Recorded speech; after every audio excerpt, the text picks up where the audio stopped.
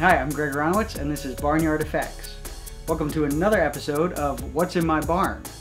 In celebration of Halloween and the 30th anniversary of this film, today I want to talk about one of my favorites, Ghostbusters. Who you gonna call? Ghostbusters!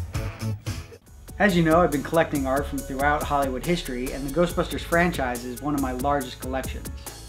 This is one of the original design maquettes of the Terror Dog, which plays a huge part in the movie.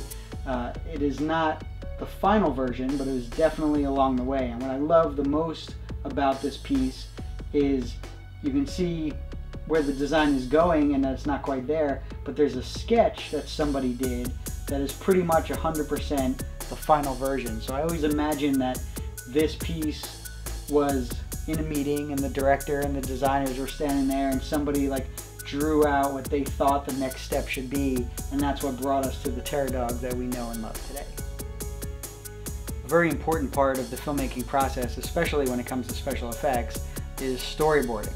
A storyboard is a drawing of what a frame of film would look like when a certain action is taking place. In this case, it is the Stay Puft Marshmallow Man's hat falling off of Dana's building and smashing onto the street. And as you can see, they're saying that the camera is starting high, catching it come into frame, and then following it down to the ground. I have a bunch of these, but this one is particularly cool because this sequence didn't end up in the movie. I don't know if it was actually shot, but it's not in the final film. It would have been cool though. The last piece for this episode is behind me. You might be wondering why I'm sitting in front of a New York City skyline. This is actually one of my greatest treasures. It's an original matte painting done by ILM of the New York City skyline with a hole in the middle where Dana's building would have been. And this was used in the shot after the Ghostbusters cross the streams and blow up the Stay Puft Marshmallow Man. Long before CG, things like this used to be done by hand. So the production would film a piece of set and then an artist would actually go in and paint with a brush and oil paints or acrylics the rest of what you would see in the frame. And this was done in movies like The Wizard of Oz, where they had a little piece of the yellow brick road, but then you see all of Emerald City, and in Star Wars, where you see them coming out of the Millennium Falcon, but a lot of the hangar bay was all done as a painting.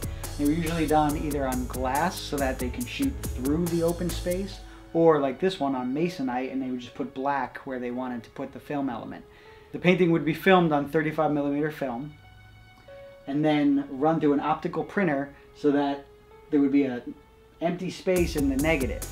And then that same negative would be run through again with the negative of the production film of the people or the building or the model, and they would be composited together so that when that was developed, you would end up with one piece of film that had the painting and the building. Most people never knew it was a painting, and that's the magic of special effects. If you enjoyed watching this video, like it below, subscribe to the channel, and in the comments, let me know what movie you'd like to see some art or props or anything from, because I'm sure I have some in my barn.